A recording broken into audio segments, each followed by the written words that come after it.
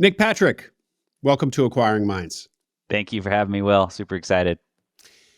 Nick, you bought a very small business, essentially a husband and wife team in a difficult industry, operationally complex, consumer facing, without recurring revenue. And you made it work. You stabilized and grew the business and actually sold it 19 months later for a really great return, which you are going to share with us. We're going to get into the numbers. So we'll hear that. We'll hear the whole story about how this eventful 19, 20 months of your life. And let's get started with some background on you, please. Perfect. Well, yeah, first of all, thanks for having me, Will. Long-time listener, been listening for years, and appreciate everything you've done for the community. It's awesome. Thank you. With that, a little background on myself. I'm originally from Colorado. Entrepreneurship's been in my blood for as long as I can remember. So, elementary school, I was flipping video games, and then just scaled the size of my ventures from there. Mm-hmm. So I went to school for finance here in Colorado at Boulder, and then spent the next 7.5 years of my life in wealth management at Fidelity Investments. So that took me out to San Francisco. They took care of my master's in finance at Indiana University, also covered my CFP. So awesome training ground, learned some incredible sales experience, but just wasn't fulfilled. Didn't see myself doing that for the rest of my life. And as I reflected, the entrepreneurship, the creativity was something that I could see myself doing, always have, and wanted to take that jump. So basically, self-reflection, your podcast, other podcasts, led me to the highest likelihood of success of not having to have a W-2 for the rest of my life was buying a business. And had you heard about, I'm just curious where you heard about buying a business, how you got turned on to the pods and everything. What was the first, the red pill? Yeah. Invest Like the Best. Some of these early on search funder, big, traditional searches of, hey, this is a thing that exists. Mm-hmm. And then leading into your podcast, it became clear of, no matter your background, experience, that this can be done. And, on a smaller scale was a little bit more attractive to me as well. Fantastic. Okay. So you are in San Francisco and you've decided that you want to become an entrepreneur proper. You have an entrepreneurial personality, but at this point you're sitting in a W-2. What happens next? Yeah. Was in COVID, so I didn't have to dress up and wear the tie into work anymore. So that afforded me some time to spend elsewhere. So I got to the point where I committed to, hey, I'm going to quit my job, 9 months out. And so really approach those 9 months of anything I can do is icing on the cake. So read all the books you're supposed to read, did all the networking, and then started, looking at, different listings purely through brokers. So that was kind of my ramp up just to get my feet wet and kind of understand the jargon, industry, the SBA loans, all of that good stuff. And as I recall, you were actually living a pretty good life, even though you didn't want to remain in a W-2. You were surfing, like you lived by the beach. Where did you live in San Francisco, roughly? I was Outer Sunset, 3 blocks off Ocean Beach, Outer Sunset. Yeah. Okay. 41st and Judah. Oh, great. Okay. I lived on just off Ocean Avenue was the last place that we lived. So more inland as you go toward 280 there. So it's not that San Francisco was killing you. You were actually thriving there, but wanted to be an entrepreneur. These listings that you're looking at, these brokers that you're reaching out to, where are they? What does the geography of your goal look like? Yep. So my geography was originally Colorado. I started looking in California initially, just in case I was going to make a fool out of myself. And then once I felt comfortable, I moved to Colorado, which was realistically where all my family was, where I wanted to live for the rest of my life, where my long-term girlfriend was living at the time. So that was 100% where I wanted to be for an acquisition. Okay, so you kind of get your feet wet looking at California listings, but ultimately this was going to be a path for you to get back to your home state where girlfriend and family all were, and where presumably you're going to put down roots. Correct. Great. Okay. Yep. So tell us a little bit more about this search. How does it go? And by the way, what does it look like when you're talking to brokers and you're in California? Are you telling them all that you'll move to Colorado or what? Yep. Yeah. So the story is basically just telling them about where I grew up, what's important to me, why I want to be in Colorado. Not many people who live in Colorado are necessarily from Colorado, so that flowed quite well. People could latch on to that. And to your initial question there, of where the search went, basically starting to talk to brokers. I'm getting every single new listing that's coming in via email, reaching out. Had a one pager I'd be sending to brokers, trying to get an individual call with them and explain, here's what I'm trying to do. Here's who I am. Here's my experience, what I'm looking for, and just to kind of build that relationship of new business comes along, maybe Nick's the right person to buy that business, is where I went. And what were you looking for? What were some of your search parameters other than state of Colorado?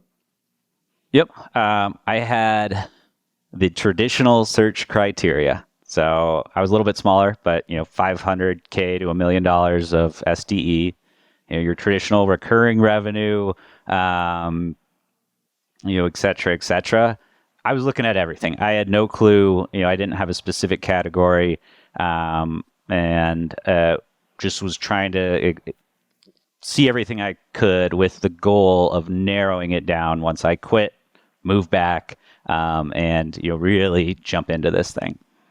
I love that you were looking for the businesses that check the boxes, and you were industry agnostic. Except, as I know from our pre-call, you did not want hospitality. You did not want food.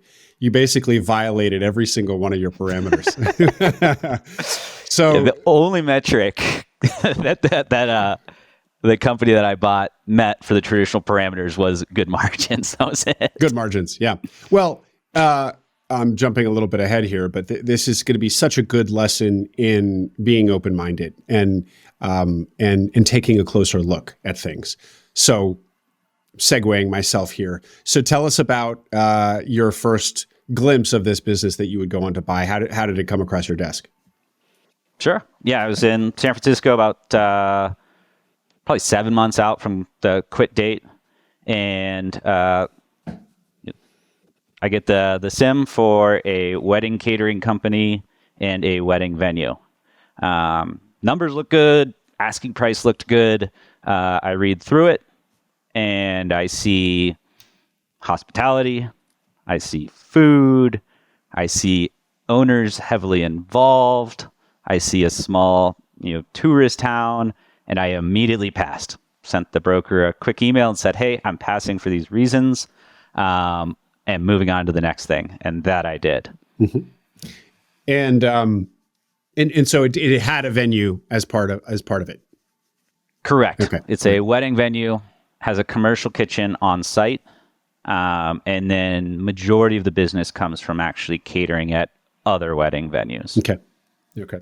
And you mentioned its location in a tourist town. Why was that something that you didn't like? Because tourist towns are so seasonal, so cyclical? Yeah, the variety of issues. Being up in the mountains, you have a smaller workforce pool. It's seasonal, about hour and a half drive from Denver, where all my family, girlfriend, now wife lives. Sure. Okay. So you say no, but here you sit. So then what happens? How does the no become a yes? Yeah. Fast forward 6 months. There was no bites. Nobody wanted to buy this business. So the broker reaches back out to me, and and she says, "Hey, I'd love for you to talk to the owners." And I'm about month out from quitting my job, and I said, "Hey, I'd love to talk to the owners. This would be perfect, no risk opportunity to start talking to an owner, get my feet wet in those spaces." So that I did, and then had a great call. The owner seemed like an awesome person, very put together, business minded, and went ahead and scheduled the time to go ahead and meet the owners from there in person, see the premise. But wait, Nick, but when the broker reached back out to you 6 months later and said, "Hey, take another look," and you said yes, was that just an exercise in kind of having a call with an owner?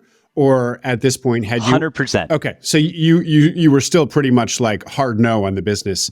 This was just kind of why not? Why not just talk to an owner? Exactly right. Okay, and then but in fact you talk to the owner and like them, and they sound like they know what they're doing, that they're professional, that they're a business person. So at what point then do you actually look back under the hood of the business and start to like the business for its own fundamentals more than you did at first glance? Yeah. The second I hung up that call, I was right back into it of saying, what is this company? What are they all about? And then I started to see some pretty attractive things. Aside from the financials, I saw that they had flawless reviews, 200 reviews combined between Wedding Wire, between Google, not one negative review. Right. I said, wow, that's pretty impressive. This company's been around more than 30 years. They're doing something right there. And for such a high stakes for wedding, for basically catering weddings, you'd think that, every wedding I go to or have been to, people are kind of like have their little complaints. They're like, is there such thing as a perfect wedding, or is there such thing as the bride and groom thinking that everything was just perfect? I just feel like it would be a category where it'd be pretty easy to garner negative reviews, even if you're doing a great job. I would totally agree, but no, there is such thing as a perfect wedding, and we did a ton of them. Awesome. And if you're getting it 95% right, and there might be a few little bumps, people are looking to have a great time, and if you can provide that for them, that's what they're looking for. Memories, good food, good times. I think that's most important versus little details that might be missed or overlooked by a vendor or something like that. Good. So flawless reviews, and you said 30 years old. Yep. Okay. And when you say you talk to the owner, it's a very small business, a husband and wife team. You'll flesh that out for us a little bit. But who did you talk to, the husband or the wife? The wife. The wife. Okay, so you have this call. Then it goes well. You look more closely at the business, take a second, deeper look at the business, and then all these kind of details reveal themselves that are very positive, and you decide to do what? Visit them, you said? Yeah. So I started to peel back the layers of the onion. I said, this is pretty attractive. I still don't like the industry, but it's worth seeing this through. Let's go meet the owners, see the venue, and go from there. So I carpooled with my girlfriend at the time, now wife, and the business broker. So an hour-long drive up to the mountain town, and met both the husband and wife. Husband was the chef, or the head chef, and then the wife handled a lot of the bookings and some of the operations pieces. Toured the venue, toured the space. Wedding venue was gorgeous. It was historic, old, intimate, awesome charm. Definitely some potential as you look at the space.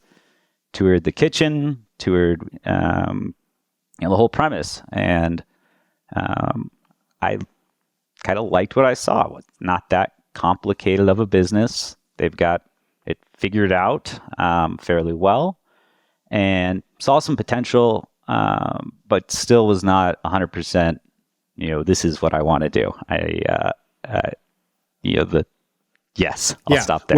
Well, I'm gonna push on a lot of these weaknesses, or at least what looked like weaknesses in the business, because I know you kind of systematically went through and figured out how you mitigate each of them. We'll get into that. But give us more of a picture of this venue. So is the venue, what is that? Just kind of like a big open room with a stage at one end and a kitchen in the back, or is it actually like a converted barn or some converted thing that's been repurposed. Yeah, so the wedding venue was about 120 years old, historic building. Originally was a residence. Through the years, it was a restaurant, a bed and breakfast, and then was converted about 20 years ago into a wedding venue, and the commercial kitchen was expanded. So it's a large interior space, 2 large outdoor decks, 2-tiered lawn. So it was good for about 60 people for a seated event. We could do both rehearsal dinners, actual weddings with ceremonies on site. And then we do all of our cooking for weddings at our venue or off premise. So other wedding venues on site there at the property as well. So you do also, go ahead. No, please. There was also a former ranger cabin from one of the national parks that was on premise too, which we'll get into the significance of that shortly. So this is a site that you arrive at, and I assume, being in a tourist town, it's quite picturesque. It's in the Colorado mountains, and it's got this romantic old building.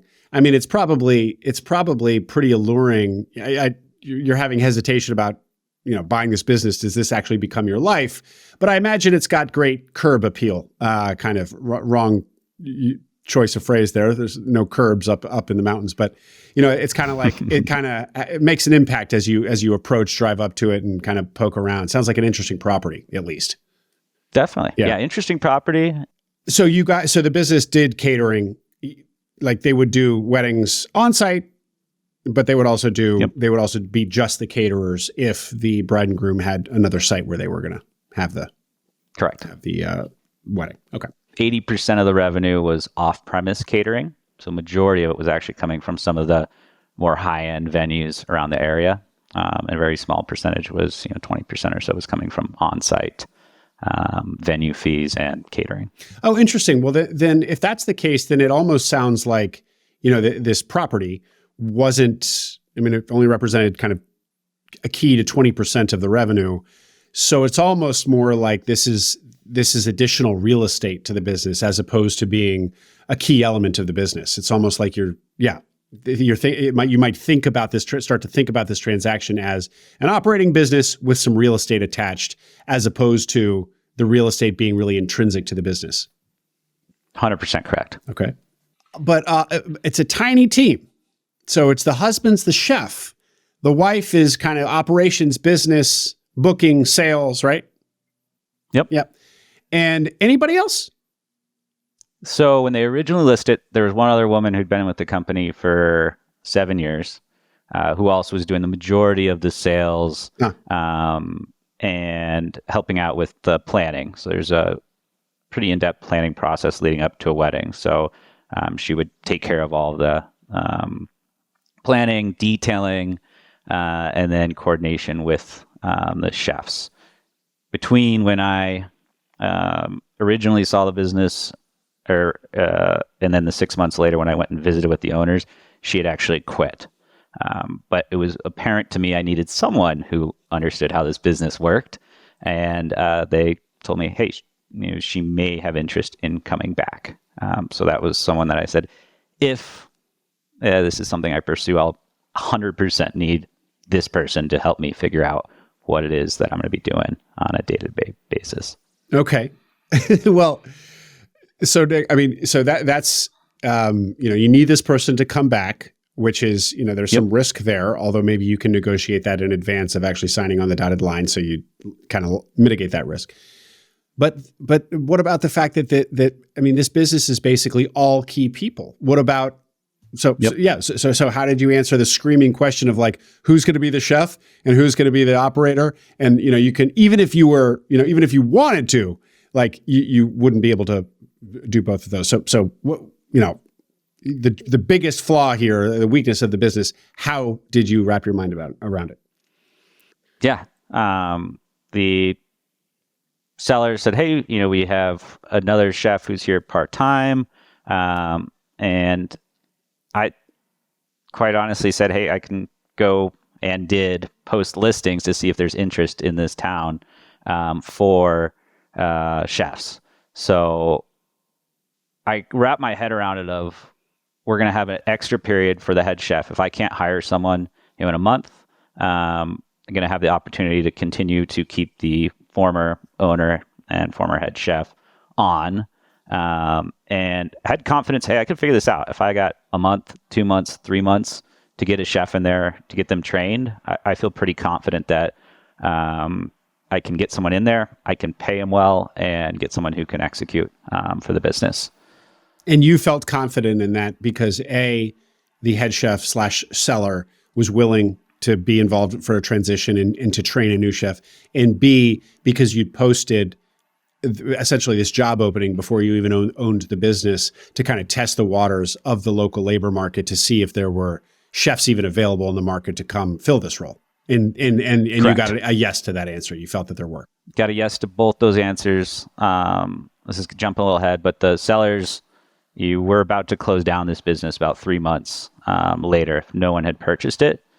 They're great people, still friends with them, and they were very open to just about anything in terms of helping me be successful. They really did see, and we connected really well, of Nick can get in there, run this business, and had total confidence. So they were willing to make some consolations to help me be successful. Mm-hmm. And this thing about them basically 3 months later, 3 months away from just shutting the business down, did you know that during the negotiation, or did you only learn that much later?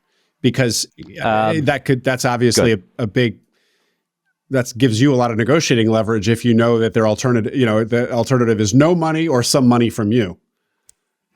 The brokers shared that with me prior to an LOI. So I became aware of that.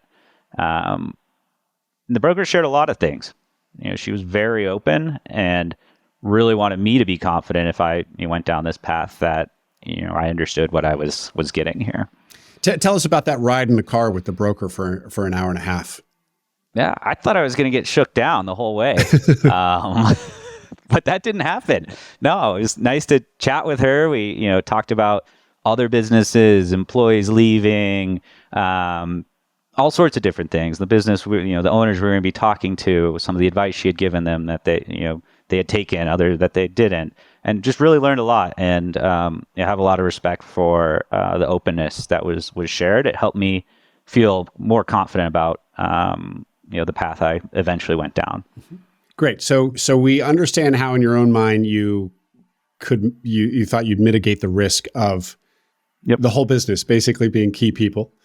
What about some of this stuff around project-based, seasonal, et cetera? Some of the other ostensible weaknesses in the business. Yeah. One of the biggest things that I was looking for, so my experience at Fidelity was high value sales with a long sales process. So high ticket items were something I was experienced with, and that's something I was looking for in an acquisition. So that was an area where I felt I had an advantage and could bring a little something to this business. Tell us more about that, Nick. What do you like about high ticket items? Obviously, we all like bigger dollar signs rather than smaller ones, but the flip side of high ticket is that there's a long sales cycle, and the cash coming in is usually lumpier. So why did you like that, and what about that sales process did you feel like you could add value to? Yeah, I liked it because it's what I knew. Wealth management is, you're going to be meeting someone. They need to trust you. You need to build that confidence, show that confidence, before they give you their money. Same thing with a wedding caterer. You're going to be trusting me with potentially never meeting us, since we're in a destination, with the most important vendor at your entire wedding. A wedding could go on without a photographer or any other flowers, but the caterer is responsible for setting everything up, folding the napkins, serving the food on time, following the timeline. So I felt there was some aspects both in the sales process of being able to articulate, listen, add value that would apply to hiring a wedding caterer as well. What else in the business? Were there any of these other risks that you saw that you needed to get comfortable with, or have we hit them all? Oh, there was a bunch more. Tell me. There was some customer concentration. COVID was very much still a risk. All of the employees, we had this seasonality. When you say all of the employees, so there were other employees. Were they kind of 1099 folks who would help you on the day of a wedding, sort of thing? Correct. There was a list of 40 or so part-time wait staff who was their second job. Typically, would work the event, so actually execute on the day of. Mm-hmm. So those were the only other quote unquote employees of the business. Mm-hmm. And I think that would sum up, the biggest risks that I kind of saw from the on-site, aside from the one specific to the industry. And what about the customer concentration? What did that look like, and how did you get comfortable with it? Yeah, so I was very scared that I was going to come in and take over this business. The owners have had it for 30 years, and these wedding venues are going to say, "Who is this guy? We don't really want to work with you anymore." And then, there goes 15% of my revenue, 20% of my revenue. So in the wedding business, if you were getting married, the first thing you're going to do is go find your venue. The second thing you're going to do is find your caterer. So a lot of when I purchased business, almost all of the business was on referrals from those wedding venues. So I was very scared that I was going to go in there and they were going to say, "Nope, we don't want to work with you anymore. We don't know you." And so that was another risk that I had to de-risk as best as I could as we get into the actual purchase. Mm-hmm. And you thought that you'd be able to do that. It was a risk that you were aware of, but just thought you'd absorb that risk and hope for the best and do your best to kind of go and approach these venues and develop relationships as early and as quickly as possible, sort of thing. Yeah, I asked for a specific plan of how we're going to approach that, outlaid that to the seller. That was a key risk to me. And then ultimately had provision in the APA regarding if we lost those venues, mm-hmm. Over a certain period of time, that a portion of the seller note would be reduced. Mm-hmm. And on this point about the linchpins being these relationships you have with the venues, mm-hmm. how competitive is the local market where how many other caterers are you competing with for the relationships with these venues? Yeah, so this jumps into some of the attractive aspects of the company. So being that it was is a small tourist town, this was the only off-premise catering company in town. The next closest competitor was 30 miles away and down a big steep mountain to get there. And I thought that was very attractive. I think that answers the question. Mm-hmm. Mm-hmm. And then lastly, the COVID risk. What were you, Yep. I got married during COVID. So and we had started doing research. I was living in San Francisco at the time. We had started doing research in Napa, where else, and had started getting kind of pitches from venues in wine country. So, and then basically had a COVID wedding in the living room of my godmother in Noe Valley. So we didn't go that path. So we're kind of exhibit A on why the wedding caterer industry got just absolutely hammered, at least in the first 6 or so months of COVID. So how did you wrap your head around that? I can guess like COVID ain't going to be forever was kind of your answer in your own mind. I hoped. I think at that point, nobody really knew. But it seemed to be getting better, as I recall. And again, a provision in the APA of if revenue dropped by X% based on COVID or something similar, reduction in the seller note again. Great. Sounds like you were really good about basically, adding explicit language to mitigate all of these individual risks. I tried my best. So now let's go back to some of the positives as we were starting to touch on. Not a very competitive market. I mean, you were kind of a market leader. And what else? Yeah. By the time of closing, there was going to be over $1 million in future booked revenue.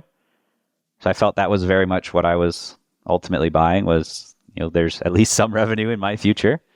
It was about $400,000 in deposits, which would transfer upon the sale of the business. The history, the reviews were awesome. The natural moat, the sellers really connected with, felt great about them. And because you're booking wedding catering, quite far in advance, the cash flow analysis was actually pretty clear of when we're getting money, from these booked clients. So that helped me feel really comfortable that I'm not going to get the keys and then business is just going to disappear. So all of those were pretty attractive, on top of good margins, and my analysis looked good too. And what did margins look like when you say good? The SDE has an asterisk behind it because the two owners in the business, they were running a net margin north of 40%, 40 to 45%. I obviously thought that was ridiculous, but as you kind of back that out, I felt comfortable I'd be able to keep the company, north of a 20%, net margin. Mm-hmm. So let's talk about this $400,000 that's sitting in the bank account. And what the other thing you just said, the negative cash conversion cycle. So unlike a lot of small businesses that my guests acquire, in this business, you get your money up front or half, you get the deposit, which I guess is half the cost of a job. And then you spend the money as you pay for all the expenses associated with your delivery of the service. So that's very attractive. It means that, cash flow shouldn't be too tricky to juggle in this business as it can be in other businesses. Maybe you'll correct me as the story goes. And then also you have $400,000 in cash that's just going to transfer with the business. So they're not like typically if there's cash sitting in the bank account, a seller will say, that's mine. I earned that. I'm taking it with me. And then that's when you get into the kind of working capital, the buyer, get into the working capital negotiation. How much working capital needs to be in the business for this thing to operate? What's the oxygen need of this business? Sounds like they weren't thinking about it that way and they were just going to leave it all in there, and it was sizable, 400,000. So what can you say about that? Yeah, I think it's different than a lot of other businesses because these deposits were for future events. So the sellers hadn't necessarily earned this money, rather they just had received it for a future event. So it is different than most businesses in that we are getting paid well in advance. So a lot of this money is sitting there, isn't going to be used until 6 months later, 3 months later, 4 months later. So I thought that was incredibly attractive, and I'm still challenged to find, list more than a few industries that have such a incredible, negative cash conversion cycle. So that also led me to, that's a lot of money in deposits. What happens at closing? And then a little research, I said, well, okay. Based on kind of the numbers we've thrown around so far, I'm going to get a check, and a sizable check on closing. And based on what we've discussed so far, that's going to be well in excess of the working capital needs to keep this company rolling like it has been, in addition to hiring and the investments that I was expecting to have to make. And to be clear, this check that you were going to get was basically the cash in the business. They were just zeroing their bank account, giving it to you to put into your bank account. Yes. Right. Okay. Well, that's a perfect moment now to get into the terms of this deal in some detail, because this is where an already interesting business acquisition story gets super interesting. So what can you tell us?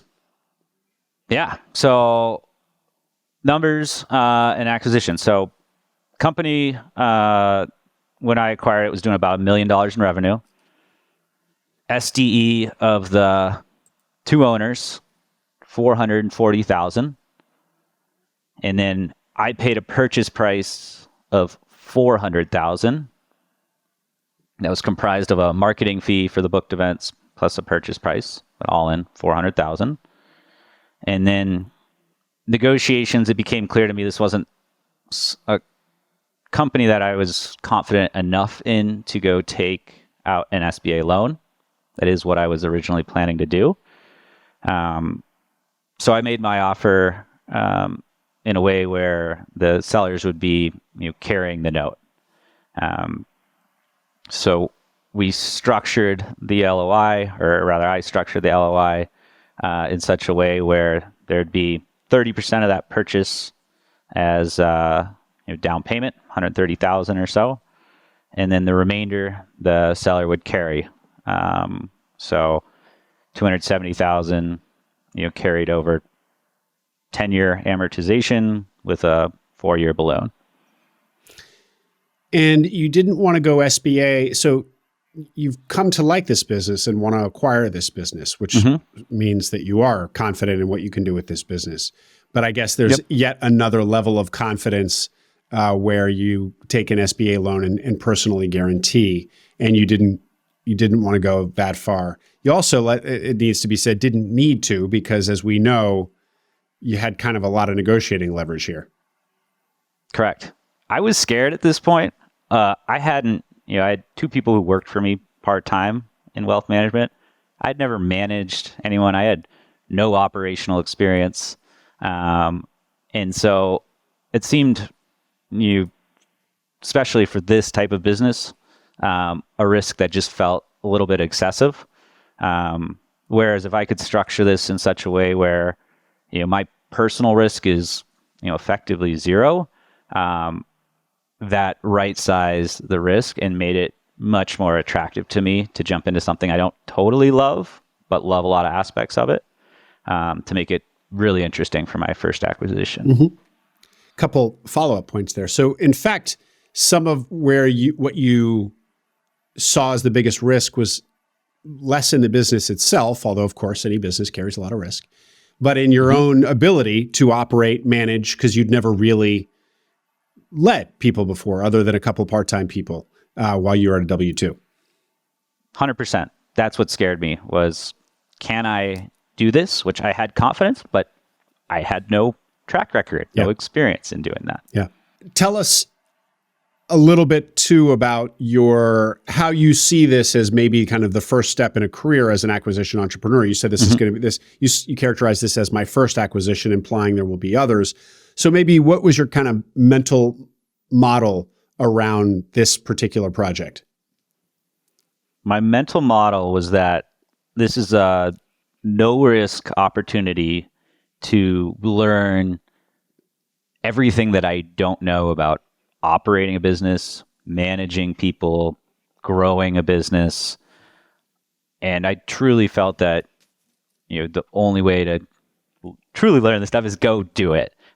So once I connected that of, hey, I can get in here, I can make some money, and I can do some really great things, it became a really attractive acquisition target from a risk-adjusted standpoint, which is how I tend to evaluate any investment that I make. But it was also a little bit of like a rookie at bat, and you're kind of earning your stripes through this one. First step on free at bat, see how it goes, and hope for the best, if you will, and then we can see what happens once I get to first base. And how old are you at this time? I was 29 years old. Okay, 29. Okay, back to the terms of the deal. So basically, purchase price, headline number 400,000, 70% seller financed, 30% down payment. But that 30% came out to, call it 130, roughly 130,000. But you're also getting a check from them, which is they're liquidating their bank account and moving that $400,000 into your bank account. So what? So I'm teeing you up here. What are the implications of that with respect to this $130,000 number you got to come up with? That means I didn't have to have the $130,000. Basically, at closing, they subtract that down payment amount, so the seller gets to keep that $130,000, and then the difference is wired into my bank account, the day after closing. So you buy a business that is without an SBA loan, without a personal guarantee, 70% seller financed, and the 30% that you have to bring comes out of a check they're giving you. So on the day you close, you actually receive a check for $270,000, $260,000. That's the 400 less the 130 that represents your down payment. That's correct. Yep. So this structure feels like something that a guru would tout as what's possible out there, but it's really rare to actually hear stories like this. I mean that's pretty favorable and amazing, right? I mean, am I interpreting this correctly? Yeah, I mean, it was a culmination of a lot of factors for all of these things to come together. It really, you'd have to have a very specific seller situation, type of business, and they'd have to be really confident in you taking over to, there was a lot of trust that the seller was, handing me. Yeah. And I took it seriously, but it was, it's a lot. Well, this would be a good time to talk about that, the old Ranger cabin on the property. We get the LOI all taken care of, and I've got a bunch of stipulations surrounding, the chef staying on, surrounding the variety of the things we talked about earlier. And I'm living in California. I say, okay, well, got to quit my job. I'm under LOI. So we packed up my 4Runner, drove 20 hours back to Colorado. That might be an exaggeration, 16. And I signed a 1-month lease for due diligence to live on site in that Ranger cabin.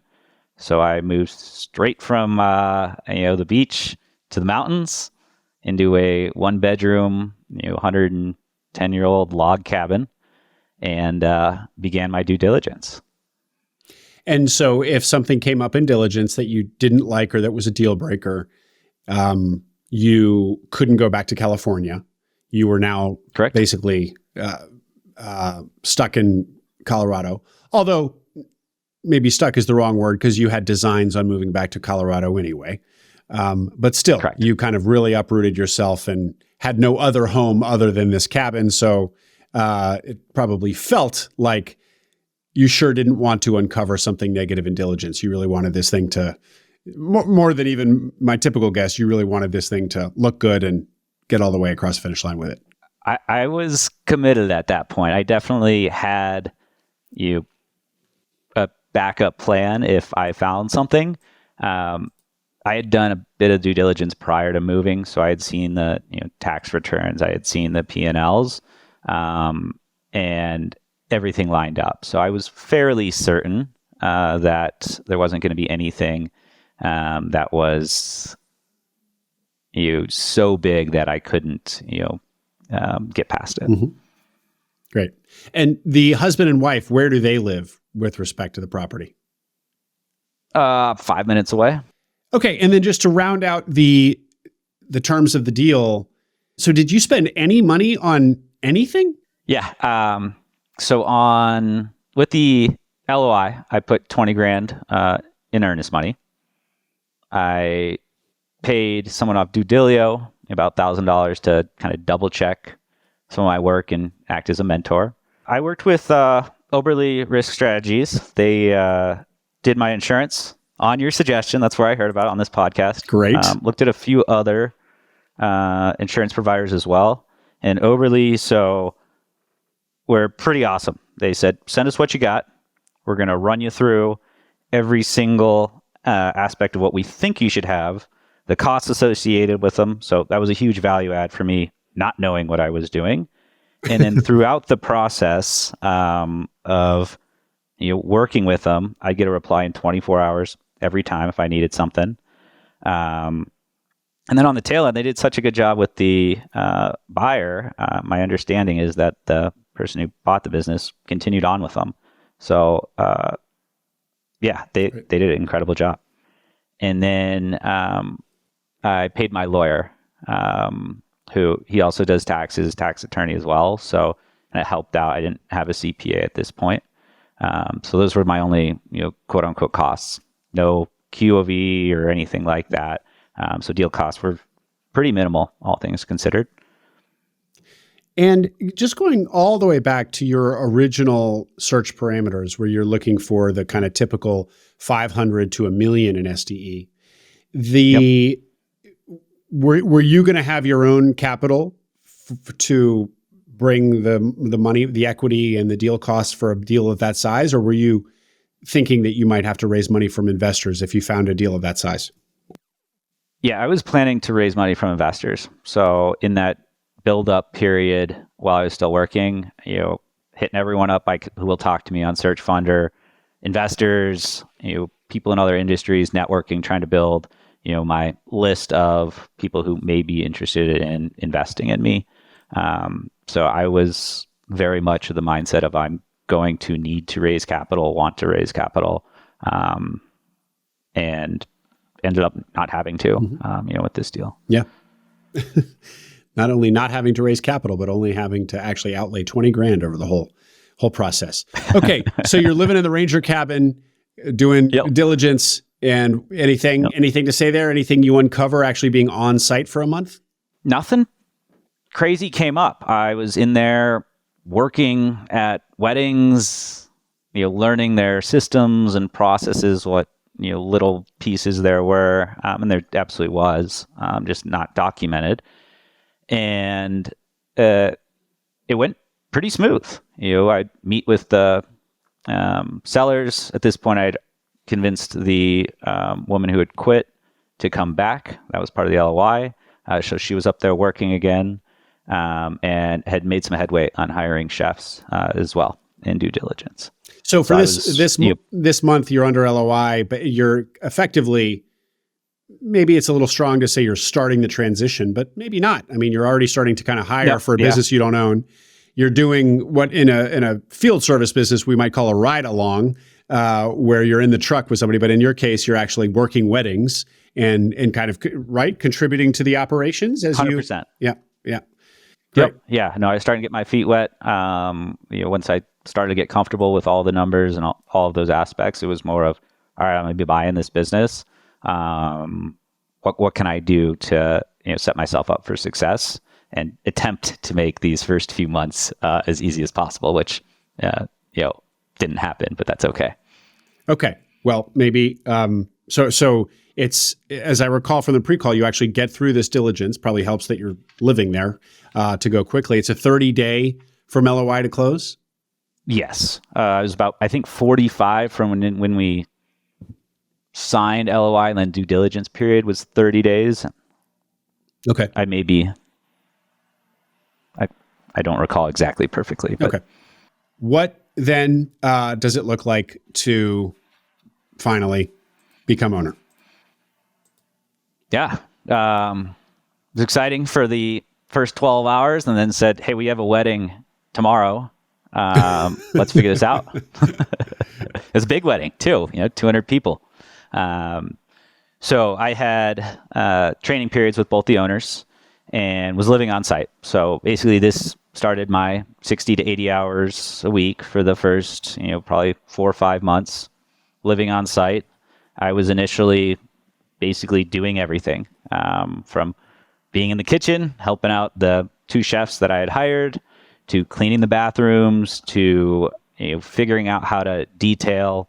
I was learning to plan weddings. I was at tastings, learning to sell weddings. So I was very much in the weeds, learning just about every single aspect of the operations of this business, beating myself up doing it, just, long hours, manual labor, sorts of things. And so you're at this point 60 to 80 hours a week living in the cabin on the premises. Yep. You're doing nothing but this business. I mean, you are living and breathing this transition, this business. And 100%. And you're in a town where I know it's your home state of Colorado, but do you even know people in the town where you now are? Because your family is in another part of Colorado, as I recall. I did not know anybody in this town. So it's just wall to wall doing the business. All in, yep. Great. Working transitions. It's 1,000 different things every day. So it was a lot, but it felt like the right way, especially with hires that I'm gonna have to make of being able to understand this business. It gave me peace of mind that if something breaks, someone doesn't show up, that I'll be able to be the one who can pick up that slack. Wasn't the goal from for the long term, but it felt like the right thing to do in the near term. Sure. And over the long term, or at least the medium term, like how long did you think that you would want to or have to sustain this? Just as long as possible? Or were you like, I'm going to go, 6 months at this? Because you do have a larger vision of extracting yourself out of the business. So what, do you have any kind of timelines in your mind of what that looks like? As quick as possible, get me out of operations. So easier said than done again, but 6 months was kind of my idea of I'm not going to be living in this cabin full time anymore. I'm going to be, maybe a few days a week and then getting that down to 1 day a week, up in, the business, and then spending the majority of my time, in Denver, with family and, my wife. Oh, okay. Well, that's actually pretty quick to think that a business that requires so much to kind of put infrastructure in place and can survive without you literally like holding it together with your bare hands, that in 6 or so months, you'd be able to actually only be there a few times a week, let alone, be living there working 60, 80 hours. So you actually had a pretty, at least from my perspective, an accelerated, ambitious timeline there. And, you had gotten a big, strong taste for the business during the period of diligence while you're living there. But now that you're the owner operator, does it feel different? Are you learning new things about the business that only came to light now that you're the owner? Yeah, it totally felt different. People came to me for their questions and what to do, and I had to make decisions that I'd never made in my life before. And I'd never had fired anyone. I had never told anyone specifics of what to do, and a lot of this was challenging for me at the onset. I realized this later, but I think this is worth mentioning. I learned my conflict style is both to avoid and accommodate, and so that was challenging for me to address people and expectations and when they weren't met. So it was a lot of learning while doing, and a lot of learning about myself as well.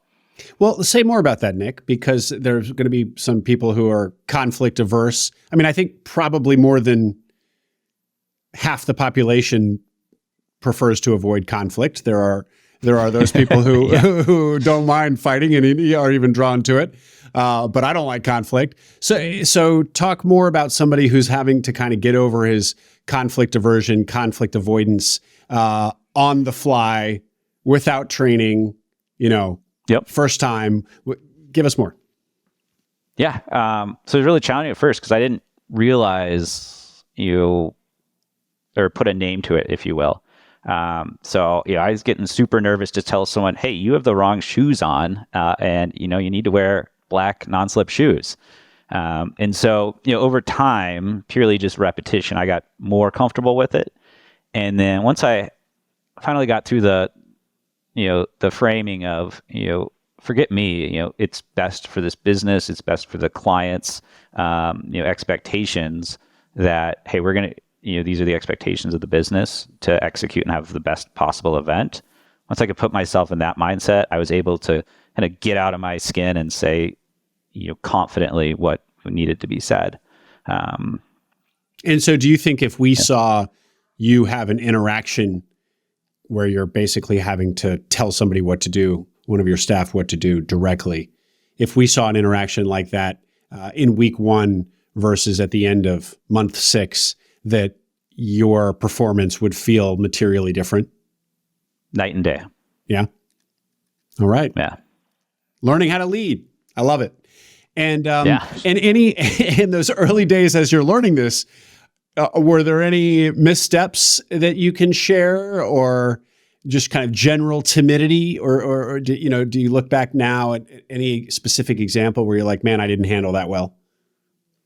Yeah. One thing that I made a misstep as I was starting to transition myself out of the business, I didn't communicate it clearly to the entire staff. Our kind of more operations person was aware of kind of where I wanted to be in the business, but I didn't make it clear to everyone kind of where I was trying to put myself and wanted to spend time on the business rather than in the business.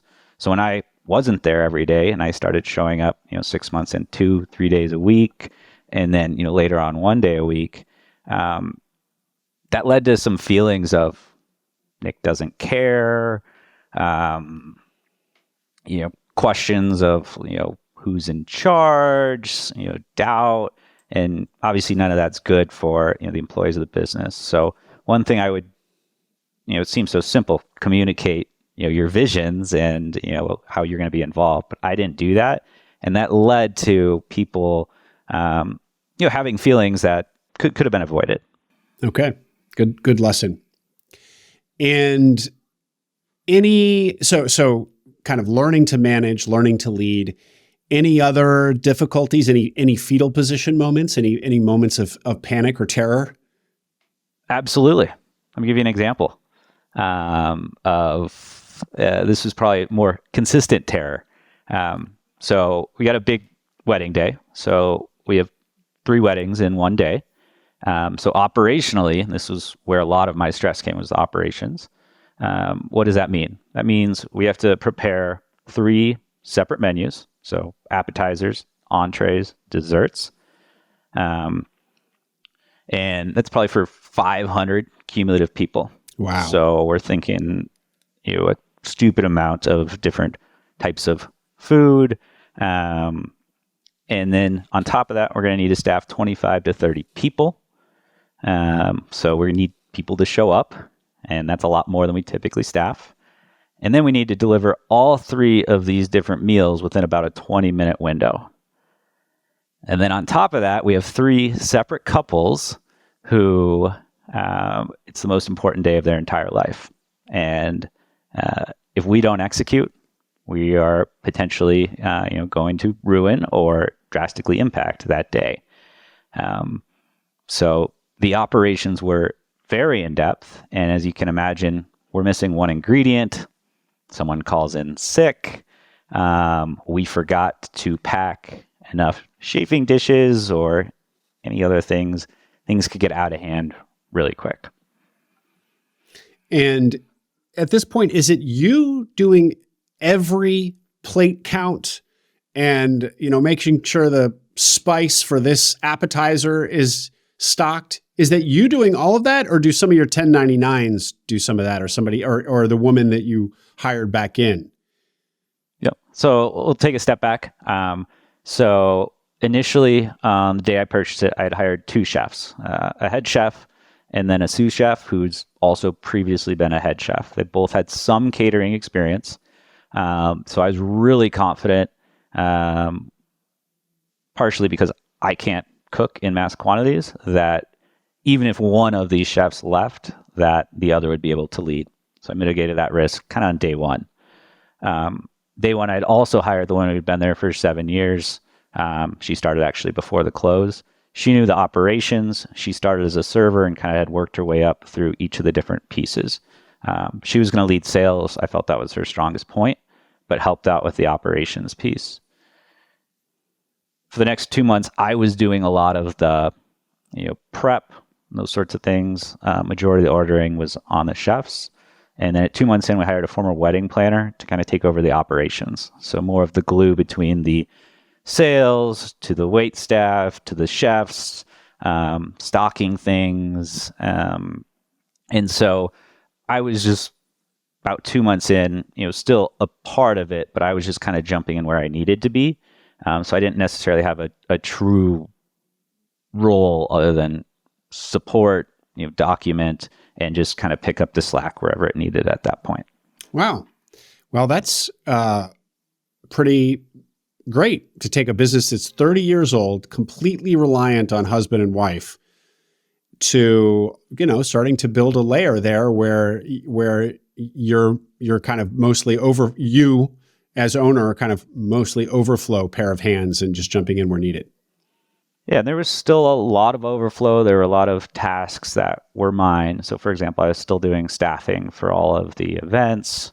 So there was still a lot of things for me to do.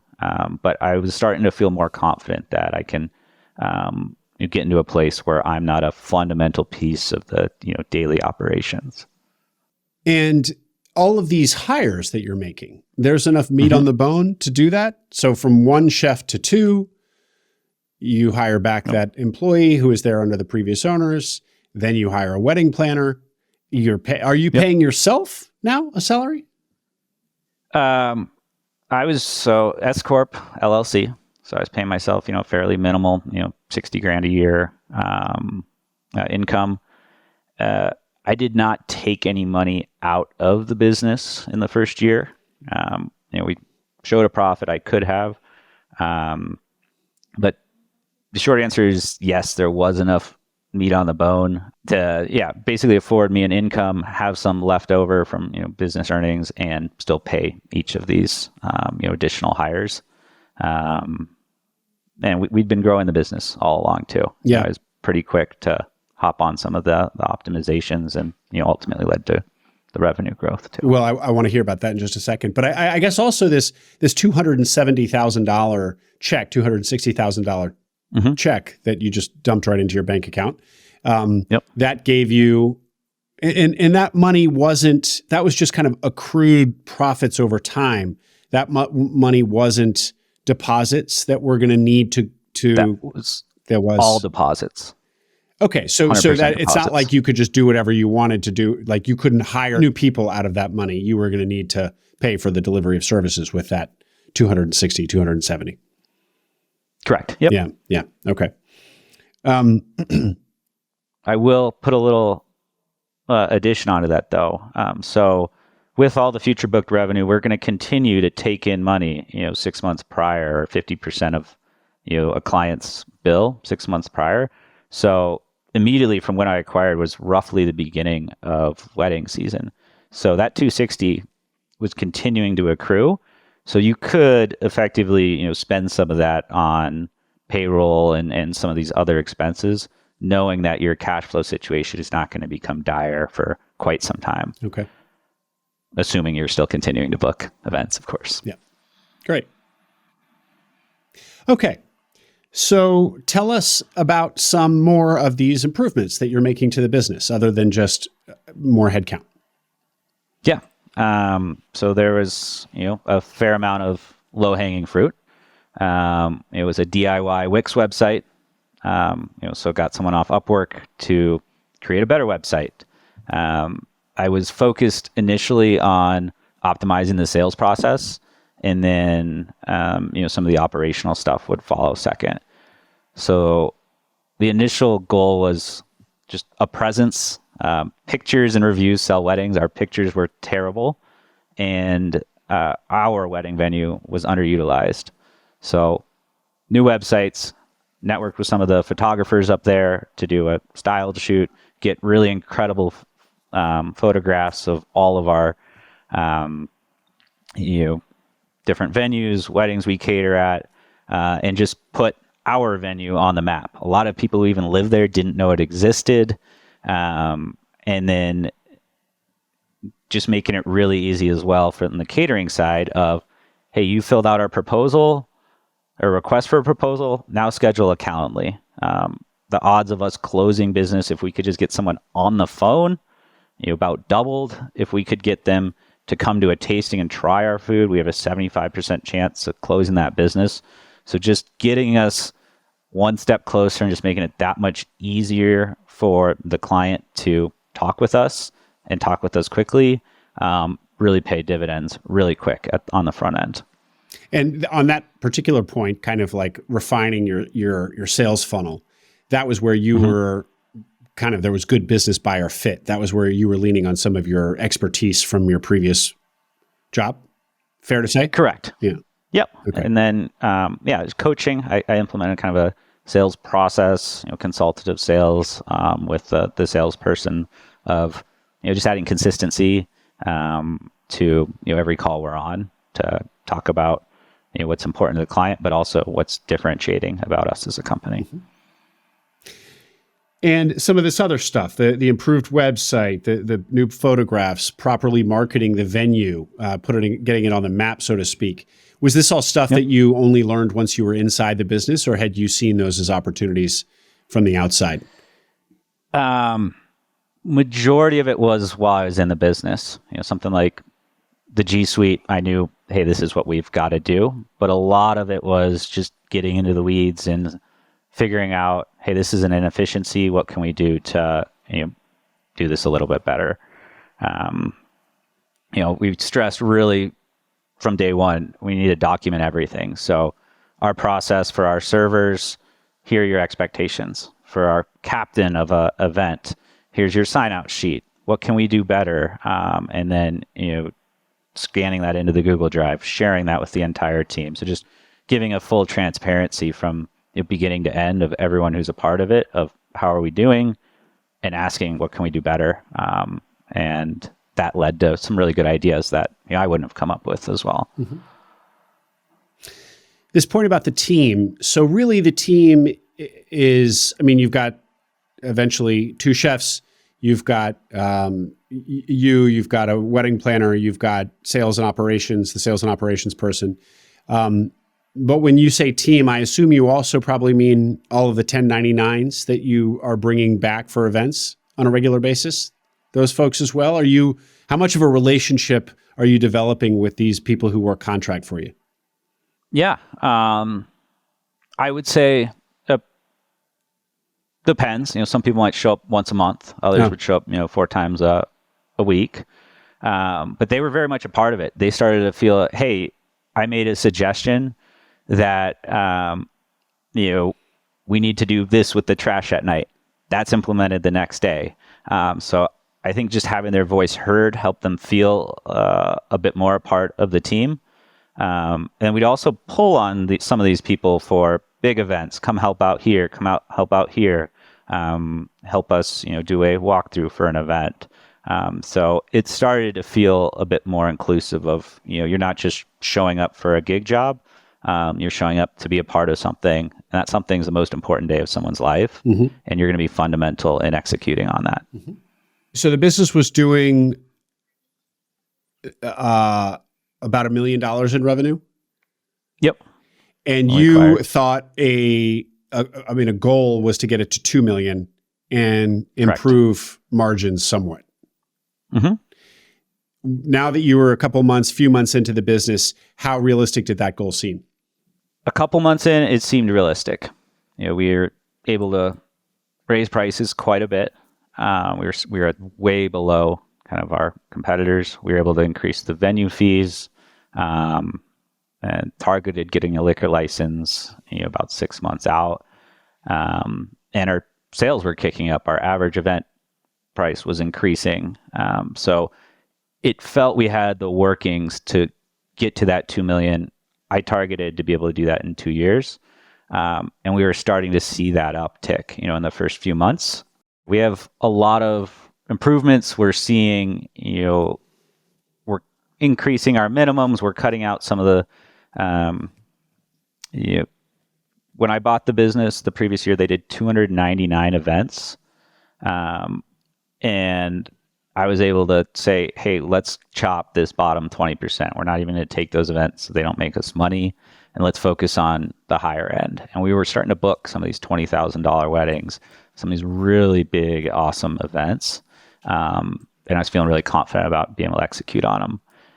the more I got involved with the community, with the wedding association, and got to know the owners of the other venues, get numbers on, hey, how many weddings are you doing a year? I realized that how much of the market that we had was pretty significant.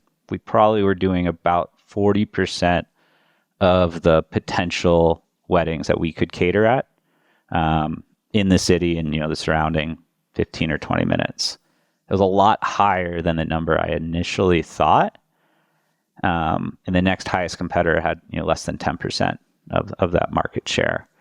So that was the point where I started to realize, this growth that I initially thought was possible, it may not actually be attainable.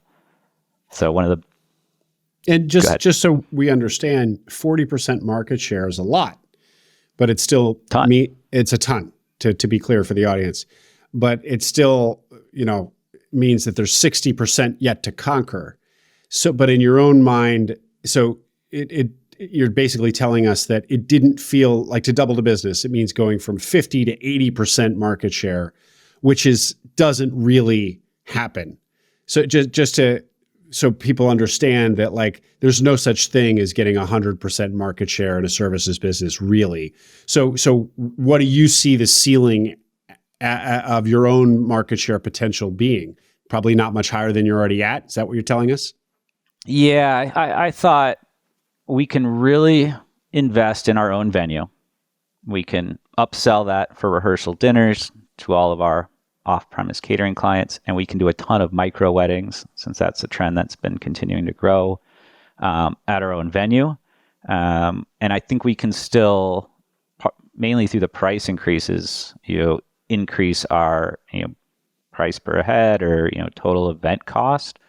But I didn't see a lot of opportunity to grow the number of events we were doing outside of our own venue. So to answer your question, I thought maybe 1.5, 1.6 would be kind of where we can get to if we add a few more venues, a little bit further out, maybe one or two that we weren't catering at very much, in the town. So this kind of de facto ceiling on where you think you can get revenue without totally transforming the business or pursuing some super aggressive geographic expansion means what? What does that mean for your plan? Well, it's just a projection, so who knows, right? But that's where it started to, the initial thought of maybe this doesn't have the potential that I thought. Maybe this isn't the company that I'm going to own for the next 10 years. That was maybe the initial inkling that kind of led me down that path of, hey, there's still a lot of work to be done, but it might not be what I initially thought it was going to be. Mm-hmm. And so what does that thinking lead you to? Well, that thinking ultimately led me to, a sale. So to put some numbers to it, the first 10 months I owned the business, so 2022, we got it up to about 1.25 million top line sales. And 2023, we were on track to hit 1.4. Those growth numbers, good, not super exciting. And especially beginning of 2023, looking at our bookings, doing comparisons, historically, and the additions we had done to our own venue, it was pretty clear of, hey, we've done great here, improved a lot of things, but this isn't going to get to 2 million. This isn't going to be, attainable without a huge investment of expansion and a ton of money into new hires, new space, new venues, and just kind of restarting in another geographic location. So what do you decide to do instead? I decided to try to sell a business. And I was of the mindset that I could sell it myself for some reason. Went down that path of reaching out to some of our competitors, got someone who wanted to purchase it at the price I was asking. And it became clear after about a month or two that hey, this person's a chef and they've got really big aspirations, but they've never bought a business. And I don't think this is actually going to go through, even though the prospective buyer says they want it to go through. So I ultimately ended up listing it with a broker, listed it about $900,000, and then about 2 months later, we got a offer from a local family office who has a number of other businesses in kind of the weddings and event space, and sold it for $800,000. $800,000. You had acquired it for $400,000, but as we know, very little of your own money went into that. I mean, $20,000, give or take. So this $800,000, can you give us more math on how it all shook out and essentially bottom line it for us, the money that you put in your pocket after this? Sure. Yeah. So $800,000 sale price, $80,000 to the broker who found the buyer, $5,000 to my attorney, I think about $2,000 in deal costs, and I had a little bit over $210,000 remaining on the seller note. So roughly, it was about a $500,000 that I was able to profit from the sale. So $500,000, $500,000, and your cash outlay had been 20. You basically pocketed $500,000. Was there any other money that flowed to you during the process? Like, did you take out any distributions that were apart from the $60,000 you were kind of salarying yourself? Yeah. So in addition to the distributions, between the whole 19 months, I was able to pull out roughly about an additional $400,000, which is separate from the 500 or so that I profited on the sale. So you were able to pull out $400,000 in cash as a distribution to you as owner, apart from what you were salarying yourself. This is pre your sale of the business. $400,000 you took out of the business, not sitting in the business, but you actually paid to Nick Patrick. That's correct. So really, you turned $20,000 into $900,000. That $400,000 that you distributed to yourself, and then $500,000 later from the sale. So $20,000 into $900,000. So that's correct. Yeah. Well, that just got a little juicier than what I already thought was pretty juicy for 9 months of work. Glad we got that little detail as well. That's remarkable. Wow. Okay, well done. So I guess this just goes to show that this is like you have said now, quite a profitable business. There are things not to like about it that we keep returning to, but maybe we haven't amplified enough that what to like about it, which is that it's a high margin, very profitable type of business. Correct. Yeah, margins are huge, and that just comes with the expectations of what you're doing. How'd you feel about that? How'd you feel about, especially going back to your thought about this exercise being kind of like, am I even capable of owning and operating a business and managing people and so on? Talk to us about how you kind of reflected back on, how you now reflect back on both the financial windfall, but also the qualitative value you gained along the way. Yeah. It was surreal. The idea that, I could sell his business at a profit, made good income along the way. And, this might just be the beginning, or it is just the beginning. It was incredible. I learned more in, those 19 months than either of my degrees. And it was really impactful to me, and this was the hardest part about selling was, the employees. We were in a position to pay well. I had 2 employees who actually purchased their first house while they were working for me. And that was very emotional to make those calls and share with them that the business had been sold. Yeah, the buyer, I felt, or is a great company, is going to afford additional benefits that I couldn't provide, and that helped me feel better about it. But it doesn't change the emotions of leaving the employees. Yeah. And on that point, or at least the point about the decision to sell, understanding, thank you for your analysis about like this probably didn't have the long-term potential that you'd wanted it to, but you didn't want to kind of hold on to it. I mean, it sounds like your acquirer is something of a local holdco. That's presumably their plan with it. You wanted to move on to your next thing as opposed to holding it, but and being less involved, a little bit involved, but basically having it be kind of maybe the first business of a holdco, your own holdco. No, that definitely crossed my mind of the holdco, and yeah, this is challenging for me to answer because I had an operations manager who was close to a general manager and evaluated it, and I felt with this company and how operationally challenging it was, even if I wasn't there, it's still something that I'm hearing about managing. I didn't have 100% confidence that this was the right company that I could confidently put into a holdco manner and know that it's going to kind of take care of itself. Yeah. With an hour or two a week.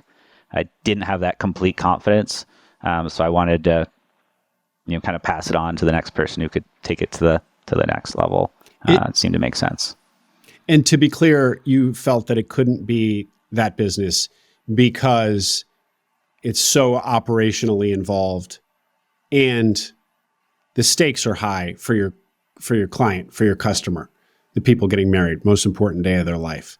So it's not something, you treat every event as precious and there's so many details. It's you got to really, it's kind of a business you got to really be in.